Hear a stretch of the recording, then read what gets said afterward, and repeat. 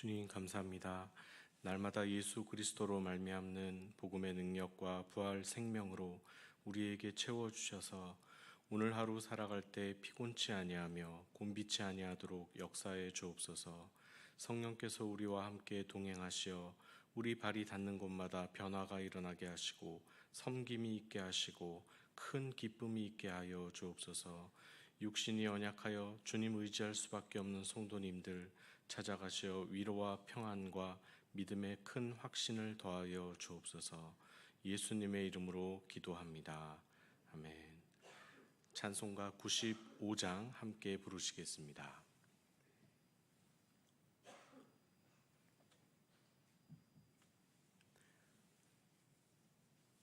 찬송가 95장입니다. 나의 기쁨 나의 소망 되시며 나의 생명이 되신 주 밤낮 불러서 찬송을 드려도 늘 아쉬운 마음 뿐일세. 나의 사모하는 선한 목자는 어느 꽃다운 동산에 양의 무리와 늘 함께 가셔서 기쁨을 함께 하실까.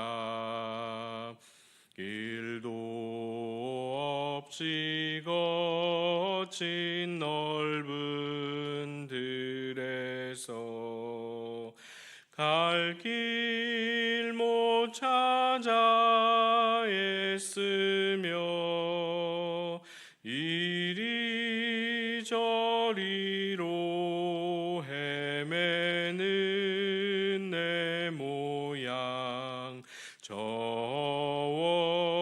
원수 조롱하도다. 주의 자비롭고 화평한 얼굴 모든 천사도 반기며 주의 놀라운 진리의 말씀에 천지가 화답하도다. 나의 진정 사모하는 예수님 음성조차도 반갑고 나의 생명과 나의 참 소망은 오직 주 예수 뿐일세.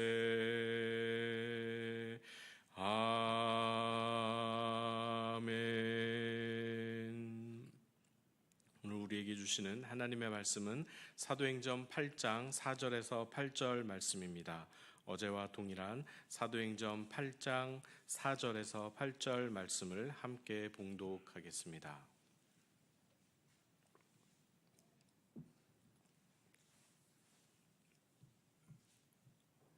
사도행전 8장 4절에서 8절 말씀.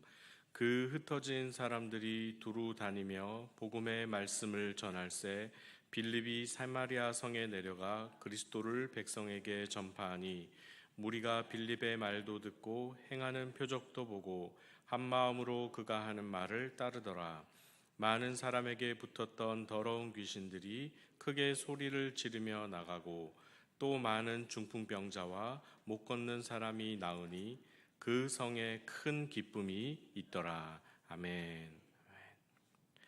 사마리아 성에 복음이 들어간 것도 역사적인 일이지만 복음을 수용하는 사마리아인들의 태도도 예루살렘과 비교가 됩니다.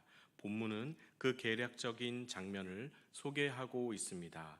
7절에 표적이 일어나고 많은 사람에게 붙었던 더러운 귀신들이 나가고 많은 중풍병자와 못 걷는 사람이 낫는 것은 사실 예수님 때부터 있었던 것이고 또 예루살렘에서도 많이 있었습니다.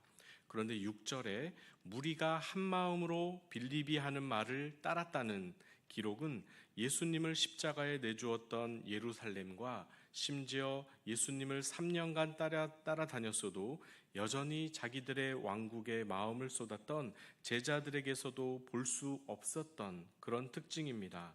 예수님을 신성모독으로 쫓아낸 유대 마을들에서도 볼 수 없었던 큰 특징이 바로 6절에 있었습니다. 본문에는 무리라고 번역이 되어서 실감이 안 나지만 사마리아 성이라고 할 때 이 성은 영어로 시티로 번역되어 있습니다. 8절에 그 성에 큰 기쁨이 있더라 할 때는 그 도시 전체에 큰 기쁨이 있었다는 말입니다. 즉 사마리아 도시에 사는 시민들이 모두 한 마음으로 복음을 수용한 결과 그 도시에 큰 기쁨이 있었던 것입니다. 당시 예루살렘 도시와 사마리아 도시의 인구가 오늘 우리의 인구와 같지는 않지만 본문을 통해 복음이 한 도시에 뿌려졌을 때 얼마나 큰 영향을 줄 수 있는가를 우리가 생각해 볼 수 있습니다. 그리고 오늘날 해외로 파송된 선교사들이 작은 마을 단위로도 사역을 하지만 좀 더 넓게 보시는 분들은 도시와 도시를 잇고 도시 전체에 복음을 전하기 위해 전략적이고 전문적이고 전방위적인 선교 사역을 하기도 합니다. 특히 어제 살펴보았듯이 사마리아 도시는 일반적인 도시가 아니라 유대인들과 상종하지 않는 극강의 혐오의 대상이요 적개심의 뿌리라고 할 수 있는 지역이었습니다. 예루살렘 도시에서 일어난 교회의 핍박을 피해 흩어진 유대인들이 아무리 능숙하게 복음을 전했기로소니 이렇게 한 도시의 시민들이 한 마음으로 빌립의 전도를 따랐다는 것은 정말 이례적인 일입니다. 당시 예루살렘 성의 크기와 인구 변천사를 연구한 학술 자료를 보니 다윗 시대의 예루살렘 도시 인구는 구약의 다윗 시대이죠.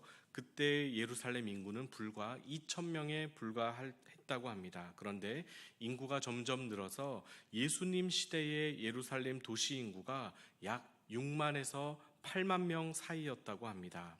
그러면 우리가 계산을 한번 해봄직한데 마가의 다락방에서 기도하다가 성령 충만 받은 성도들은 120명, 베드로의 설교 한 번으로 그날의 세례를 받은 사람들이 3,000명, 그리고 베드로의 두 번째 설교에 신자가 된 사람이 남자만 5,000명이었습니다.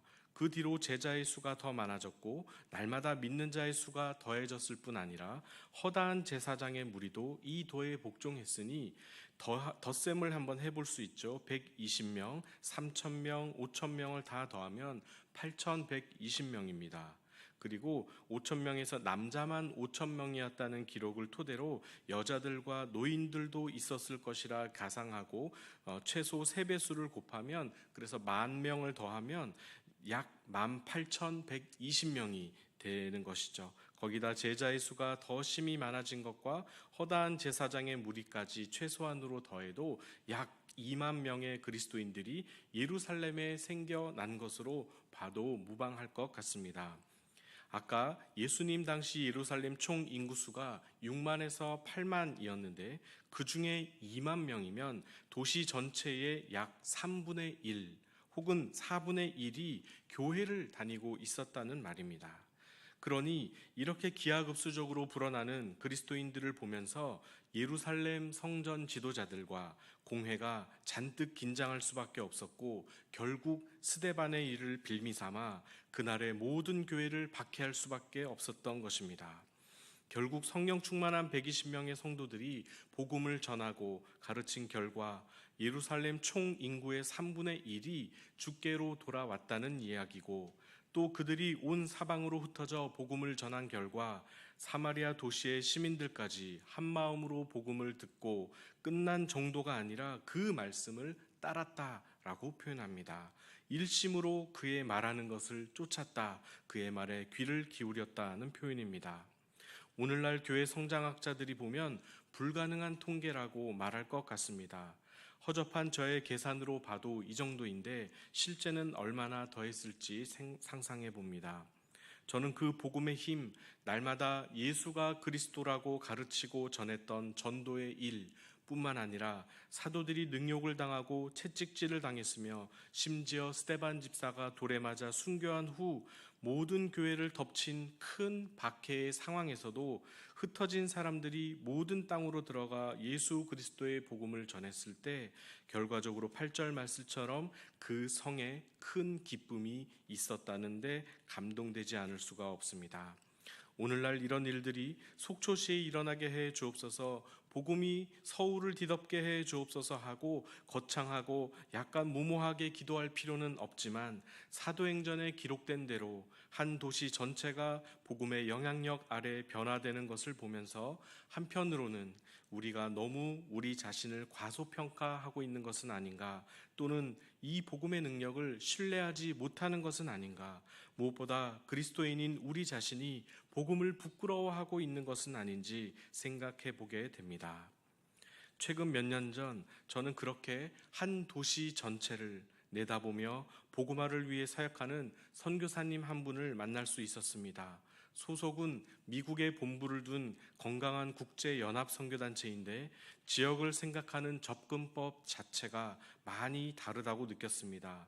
저는 교회를 중심으로 생각했지만 그분은 하나님의 공의가 실천되는 모든 도시의 영역들을 내다보았습니다. 그리고 그 영역들마다 예수 믿는 자들이 들어가서 변화시켜야 할 도시의 여러 부분을 먼저 살폈습니다. 예를 들어 요즘 학폭 문제가 심각하죠. 그래서 이 선교사님은 그 도시의 교육청을 먼저 방문하여 대표자인 교육감을 만납니다. 그래서 공무원들과 학교 일선에서 일하는 교사들이 직접적으로 다루기 어려운 학폭 문제를 우리가 돕겠으니 도울 수 있는 여러 방법에 대해 함께 논의하자고 합니다. 그러면 그 교육청에서는 반긴다고 합니다. 그래서 그 문제를 다루기 위해 각 학교를 합법적으로 들어갈 수 있는 길을 뚫어냅니다.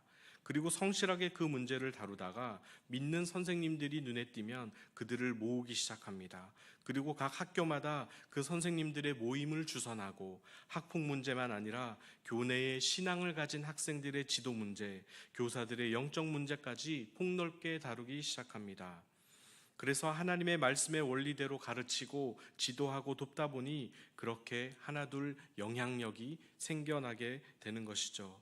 교사들이 변화되니 학생들의 신앙 지도도 당연히 힘을 받고 건강한 공동체를 학교 안에서 만들어 가시는 것입니다.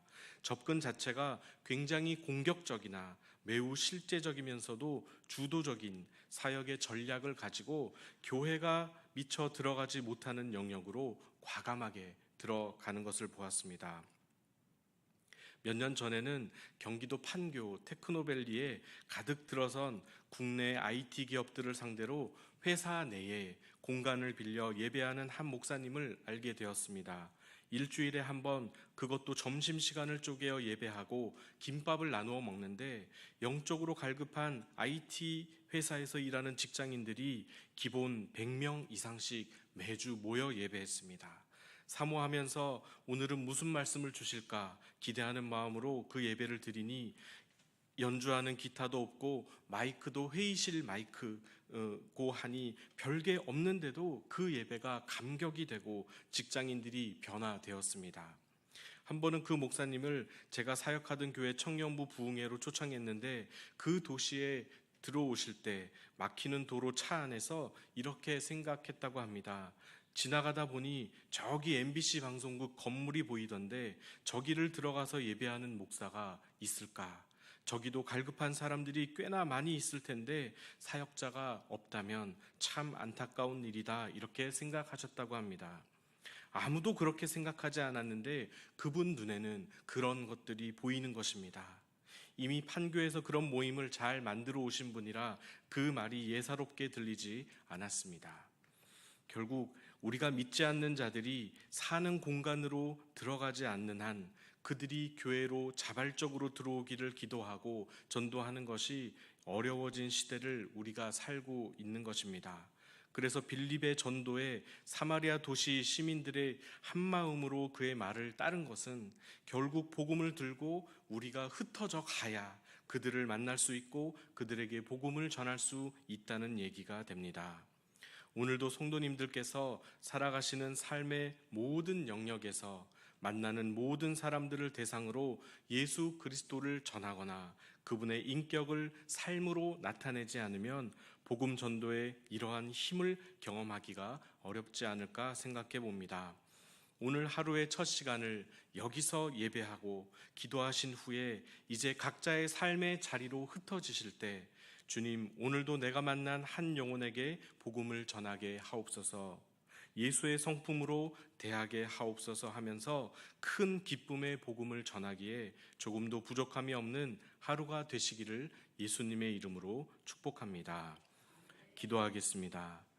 하나님, 내 것만 알고 내 것만 주장하던 한계에서 벗어나 이제는 오늘 하루 내게 보내주시는 한 사람을 위해 기도하고 그 사람에게 예수 복음이 들어가기를 간절히 사모하는 삶으로 우리를 초대하여 주옵소서. 아직도 많은 사람들이 충분한 부를 누리고 살지만 마음은 공허하고 정신은 메말라 갑니다. 오늘 우리가 주님의 복음의 사도가 되어서 그들을 만나게 하시고 큰 기쁨의 존재가 되게 하여 주옵소서. 그리하여 이 도시가 내가 사는 마을과 지역에 큰 기쁨이 있게 하시고 그로 말미암아 우리의 신앙은 더욱 강건해지며 선교적인 삶을 살 수 있도록 역사하여 주옵소서. 주님께 모든 것을 맡기오며 이 모든 간구를 우리 구주 예수님의 이름으로 기도하옵나이다. 아멘. 하늘에 계신 우리 아버지, 아버지의 이름을 거룩하게 하시며 아버지의 나라가 오게 하시며 아버지의 뜻이 하늘에서와 같이 땅에서도 이루어지게 하소서. 오늘 우리에게 일용할 양식을 주시고 우리가 우리에게 잘못한 사람을 용서하여 준 것 같이 우리 죄를 용서하여 주시고 우리를 시험에 빠지지 않게 하시고 악에서 구하소서. 나라와 권능과 영광이 영원히 아버지의 것입니다. 아멘. 함께 기도하시겠습니다.